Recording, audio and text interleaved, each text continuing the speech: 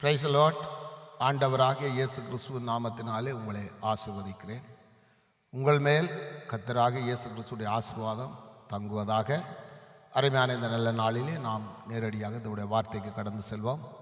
Mark எழுதின சுவிசேஷம் 16ஆம் அதிகாரம் 15-16 வசனத்தை வாசிக்க கேட்போம். பின்பு அவர் அவர்களை நோக்கி, நீங்கள் உலகமெங்கும் போய் சர்வ சிருஷ்டிக்கும் சுவிசேஷத்தை பிரசங்கியுங்கள். விசுவாசம் உள்ளவனாகி ஞானஸ்நானம் பெற்றவன் ரட்சிக்கப்படுவான். விசுவாசியாதவனோ ஆக்கினைக்குள்ளாக தீர்க்கப்படுவான். ஆமென். கர்த்தருடைய நாமத்துக்கு மகிமை உண்டாவதாக.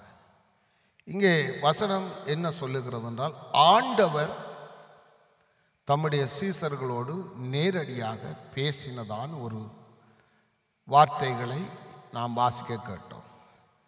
என்ன வசனத்திலே கர்த்தர் என்ன பேசுகிறார் என்கிற அறிவை முதலாவதாக நாம் பெற்றுக்கொள்ள வேணும். முதலாவதாக தேவன் என்ன சொன்னார் சீசர்களுக்கு? இன்றைக்கும் அந்த வசனம் ஜீவனுள்ள வார்த்தை என்று சொல்லுகிறோம். இந்த வார்த்தை இன்றைக்கும் எங்களோடு பேசுகிறது. அப்படியானால் நேற்றும் இன்றும் என்று மாறாத தேவனுடைய வார்த்தை ஒருபோதும் மாறாது. நீங்க மாறலாம், நான் மாறலாம், மனிதர்கள் மாறலாம், ஆனால் தேவனும் தேவனுடைய வார்த்தையும் மாறாது. அதனால தான் அவர் அங்கு சொல்லுகிறார், நீங்கள் போய் சர்வ சிருஷ்டிக்கும் சுவிசேஷத்தை பிரசங்கிங்கள் என்று சொல்லுகிறார். நல்லா விளங்க வேணும். ஆண்டவர் என்ன சொல்லுகிறார் என்றால், என்னுடைய நற்செய்தி, என்னுடைய சுவிசேஷம் என்பது ஒரு மீட்பு, ஒரு ரட்சிப்பு, ஒரு விடுதலை, ஒரு ஜெயம், ஒரு வெற்றி. எப்படி இது மனிதர்களுக்குள்ளே வருகிறது? தேவனுடைய பிள்ளைகள், நாங்கள் ஆண்டவராக இயேசு கிறிஸ்துவனுடைய பிள்ளைகள் என்று சொல்லுகிற நாம், இந்த இயேசு கிறிஸ்து அன்றைக்கு சொன்ன வார்த்தைகளை இன்றைக்கும் நாம் எப்படி மற்ற அறியாத மக்கள் மத்தியிலே இந்த நற்செய்தியை சொல்ல வேண்டும் என்பது நமக்கு தெரிந்திருக்க வேணும். சுவிசேஷம் என்பது, அருமையானவர்களே, ஒரு மனிதன்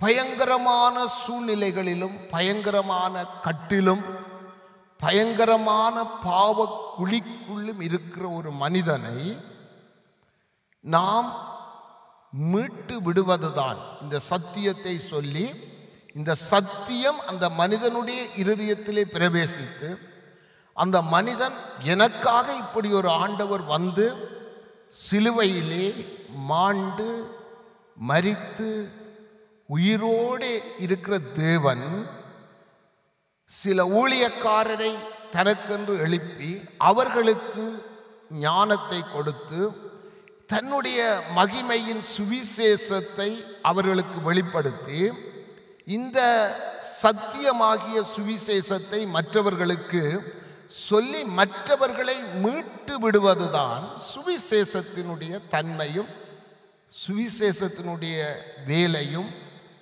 சுவிசேஷத்தினுடைய காரியமாய் இருக்கிறது. நல்ல அருமையானவர்களே, இதை நீங்கள் புதிதாக இந்த செய்தியை கேட்டுக்கொண்டிருந்தாலும் நீங்கள் ஒரு காரியத்தை விளங்கிக் கொள்ள வேணும். உங்களிடத்திலே கர்த்தராகிய இயேசு கிறிஸ்துவை குறித்து சொல்ல வருகிற மக்களாய் இருந்தாலும், சொல்ல போற மனிதர்களாய் இருந்தாலும், நான் போய் சந்திக்கிற மனிதர்களிடத்திலே நான் என்ன பேச வேணும்? நான் ஆண்டவராகிய இயேசு கிறிஸ்து செய்த தியாகத்தை பேசி, அவர் மீட்பராய் இருக்கிறார், குமாரனாகிய கிறிஸ்து இயேசு உங்களை விடுதலையாக்கினால் நீங்கள் மெய்யாகவே விடுதலை ஆவீர்கள் என்று அவருடைய பிறப்பையும், அவருடைய மரிப்பையும், அவருடைய உயிர்த்தெழுதலையும், அவர் இப்பொழுதும் அன்பாய் இருக்கிறார் என்பதையும் பேசுவதற்காகத்தான் சுவிசேஷர்களாக அவருடைய பிள்ளைகளாக நாம் அழைத்திருக்கிறோமே அல்லாமல், மற்றவர்கள் விடுகிற குறைகளையோ குற்றங்களையோ சொல்லி அவர்களை வேதனைப்படுத்தி, அவர்கள் சந்ததியாய் பின்தொடர்ந்து வருகிற மதங்களை குறித்து பேசி மதங்களை மட்டமாய் எண்ணி பேசி மற்றவர்களை நோகடித்து மற்றவர்களுடைய இருதயங்களை கடினப்படுத்திவிட்டு நாங்கள் சத்தியத்தை சொல்லிவிட்டோம், எங்கள் மேல் அந்த இரத்த பழி வராதென்று எண்ணிக்கொண்டு வாழுகிற சுவிசேஷர்களே, கிறிஸ்தவர்களே, மிகவும் கவனமாக ஜாக்கிரதையாக இருக்க வேண்டும். நாம் அழைக்கப்பட்டிருப்பது மற்றவர்களுடைய மதத்தை குறித்து பேசுவதற்கோ மற்றவர்களுடைய மார்க்கங்களை குறித்து மற்றவர்களுடைய கிரியைகளை குறித்து பேசும்படியாக நாம் அழைக்கப்படவில்லை. இயேசு பிறந்தார், இயேசு வாழ்ந்தார், இயேசு மரித்தார், இயேசு உயிர்த்தார். இதற்காக இந்த நற்கிரியைகளை எல்லாம் தேவன் செய்து முடித்திருக்கிறார் என்று அறியாத எந்த மனிதனும் உங்களுடைய நாவை திறந்து பேசாதிருக்க கடவாயாக. ஏனென்றால் இன்றைக்கு அநேக மக்கள் இந்த இரட்சகரை அறிய முடியாதபடிக்கு தடையாயிருக்கிறவர்களே கிறிஸ்தவர்களாயிருக்கிறார்கள்.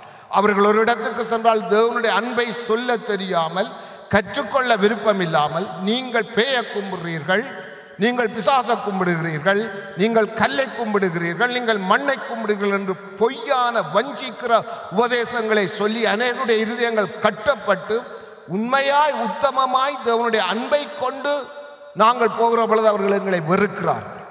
நாங்கள் இதை குறித்து பேச வரவில்லை. நாங்கள் இயேசு கிறிஸ்துடைய அன்பை குறித்து சொல்கிறோம்ங்கிற பொழுது சிலர் ஏற்றுக்கொள்கிறார்கள், சிலர் தள்ளி கதவை பூட்டுகிறார்கள். காரணம் எதற்கு என்றால், கிறிஸ்துவனுடைய அன்பை சொல்ல தெரியாமல், பேச தெரியாமல், கற்றுக்கொள்ள விருப்பம் இல்லாமல் தங்களுடைய மனதில் தோன்றுகிறதை தாங்கள் வழிபட்டு வந்த அந்த வழிபாடுகளை சொல்லி மற்றவர்களை வேதனைப்படுத்தி இன்றைக்கு அநேகருடைய இரட்சிப்பு, அநேகருடைய கண்ணீர், அநேகருடைய வேதனை ஆண்டவர் பார்க்கிறார். இதற்கு காரணமாயிருக்கு என அருமையான சகோதரனே, சகோதரியே, சரியாக தேவனுடைய வேதத்தை வாசித்து சரியான முறையிலே தேவனுடைய அன்பை சொல்ல கற்றுக்கொள்ளுங்கள்.